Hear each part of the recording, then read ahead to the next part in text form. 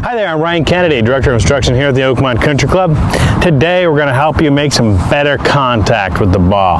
Now the word for the day is going to be low point, and what this means is the path the club takes. So it's on kind of an arc like the bottom of a hula hoop.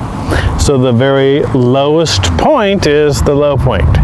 Now where that is in reference to the ball has a massive effect on your ball contact.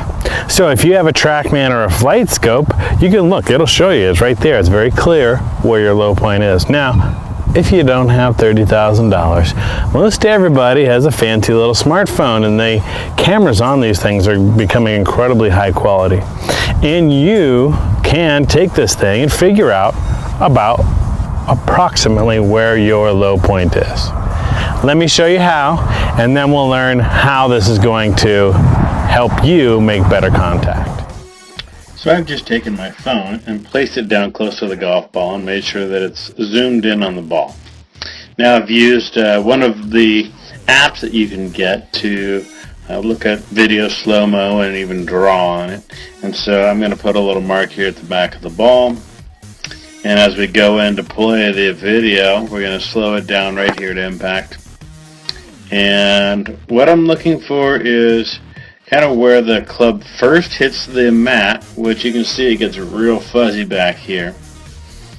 And then let's look at where the last point the mat is kind of moving. And based on what we see, it's right about there. Now if you take the middle of those, you could kind of come up with a low point of your swing, which obviously for this fella it's going to be somewhere here, roughly an inch or so behind the ball. So in doing this with the player, he was able to kind of wrap his head around this and make some changes. So let's look at the after video. So this player learned a lot from the first video about why he always hits behind the ball. And in talking about what low point is, he was able to just experiment a little bit and find a few different ways to create a different low point. So this is the after. You can see the club first contacts the mat there, leaves here, which roughly puts low point there in front of the ball. Now I realize that this is very crude. This is not precise. However, this player used this process, this poor man's Trackman, and created better ball contact.